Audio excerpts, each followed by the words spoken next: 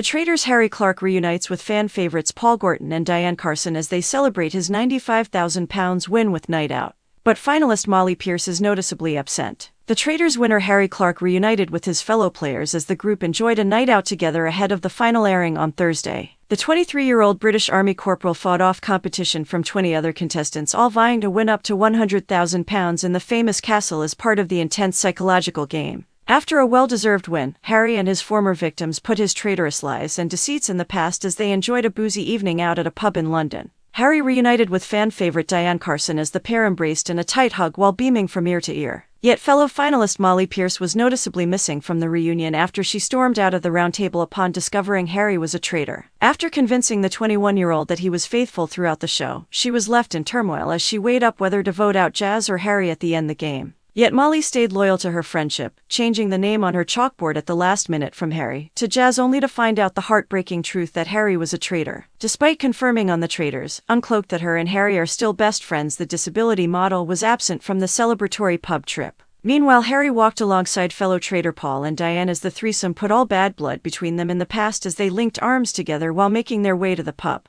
They were also joined by fellow traitors Ash and Miles as well as faithfuls Johnny, Brian and Charlotte. As the group headed inside, Harry got a round of drinks in for his pals after bagging the £95,150 cash prize. In the final episode, host Claudia Winkleman congratulated Harry on his spectacular victory. As she announced, "Harry, you did it. You've played the game of your life. You've played an extraordinary game. £95,150. At 22 years old you have beaten everybody. You are a winner." Overwhelmed Harry said, "My legs are shaking. Oh my God. I just won £95,000. She's like crying and stuff. Mollie basically is the reason I am here. I need to gain her trust back. I don't know if that will be possible, but I am going to try my hardest, I promise you that. My family know I am a good guy. To everyone else, if you don't think I am a good guy, I promise you I am. I came here for my family, my loved ones. They are my motivation. They are the reason I go on in life, and I can't wait to be able to ring them and be like I've just won 95 grand. It makes me so excited. I feel like I can breathe, cause I am me again. I am Harry again. I underestimated this massively. You come here and there is 22 amazing people. And from the off I have been a traitor. I've had enough of being naughty and being bad because that was next level." Meanwhile, Mollie was overcome with emotion as she cried, "Oh my FG God," before storming out of the studio. Harry was faced with a series of tough decisions during his time as traitor, and betraying Mollie was undoubtedly the hardest. Earlier in the episode, Evie was banished by her fellow contestants, despite her strong defense that she was a faithful. Andrew also fell victim to Harry's incredible tactics as he too was banished after all 3 remaining players voted him out.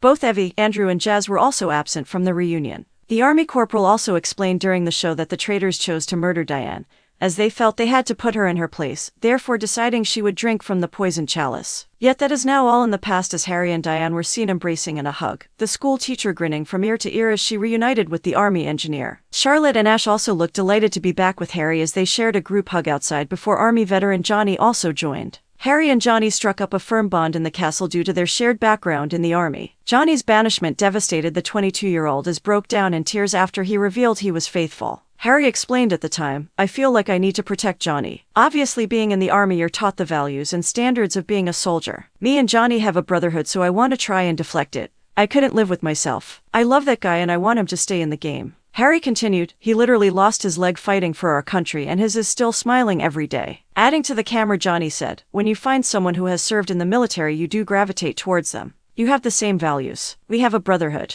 Paul, who became notorious for his Oscar-worthy acting performances and manipulation tactics, looked in great spirits. One shot even saw the business executive practicing his famous evil laugh. Meanwhile, Harry was also seen reuniting with Miles, despite siding with Paul at the roundtable as the villain. Once again, decided to point the finger at a fellow traitor. After Diane's dramatic funeral, Paul told how Diane had named Miles as her murderer after she drank from the dreaded poisoned chalice and sealed her fate. The tense roundtable saw Miles refuse to go down without a fight as he then turned on Paul, with Harry using the moment to secretly whisper to Zach his theory that they could both be traitors. While the guys were seen enjoying a pint, Diane and Ash cracked open a bottle of Fizzy Rose, the drink which sealed the Irish woman's fate. After accepting a glass of Fizzy Rose from Miles, Diane was poisoned by the Traitors, but it is still clearly her tipple of choice. Once inside, the group were also joined by Brian, who was one of the earliest players to be banished after he cracked under pressure after he was called a sheep. Viewers were in hysterics after Brian crumbled under the pressure at the round table and suffered a meltdown as his nerves were sent into overdrive as he panicked,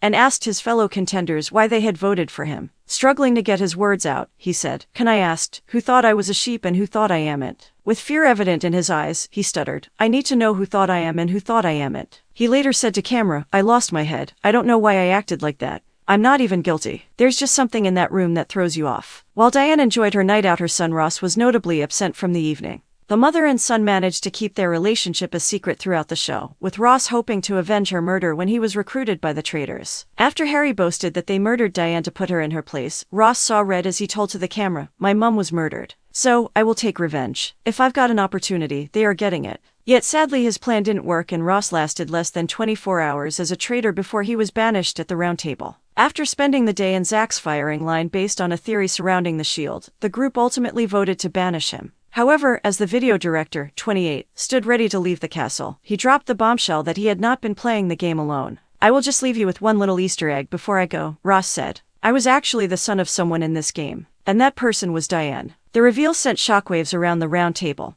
and the double reveal of Ross both being a traitor and Diane's son overwhelmed the group. "Oh my days, Rossi Ross," said Harry, who was involved in Diane's murder and meant Ross had to watch her be buried in a coffin. "We obviously killed Diane and made Ross go to his own mum's funeral. This game is mad." Other faithfuls Charlie, Jasmine, and Zach were also absent,